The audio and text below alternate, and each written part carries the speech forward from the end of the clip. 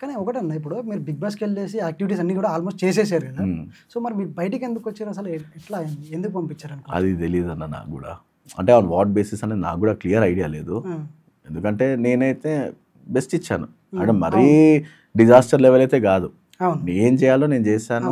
అంటే మళ్ళీ అది కూడా లీడర్షిప్ తెచ్చుకున్నాను, మళ్ళీ ఓట్ అపీల్ తెచ్చుకున్నాను, అది అని చెప్పి. మళ్ళీ ఇంకో క్వశ్చన్ ఉంది, చాలా మంది అంటారు ఓట్ అపీల్ నాగా వల్ల నీకు వచ్చింది కదా గేమ్ గెలిచినందుకు అని చెప్పి చాలా మంది అన్నారు.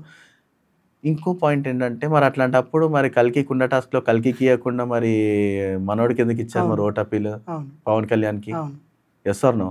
అది టీమ్ గేమ్ కాబట్టి టీం గెలవాలని మనం ఆడతాము. ఓకే, అది ఇండిపెండెంట్ అన్నప్పుడు అది ఇండివిజువల్ లీడర్షిప్ క్వాలిటీస్ ఎవరికి ఉన్నాయి వాళ్ళకే అది ఇచ్చేస్తారు. సో ఇప్పుడు అట్లా అని చెప్పి ఒకటి ఇచ్చిండు నీకు దానం చేసిండంటే అది నేను యాక్సెప్ట్ కూడా చేయను అన్న. ఇప్పుడు ఇక్కడ అన్యాయం అంటే అక్కడ అన్యాయం. మరి కల్కి ఓట్ అపీల్ మనోడికి వెళ్ళిపోయింది కదా, మరి అయితే చాలా ఉంటాయి అన్న. అంటే it's not fair or unfair, అంటే వాళ్ళకి ఏమనిపించిందో మరి నేను చేయగలుగుతానా లేదా అని మరి అది. అండ్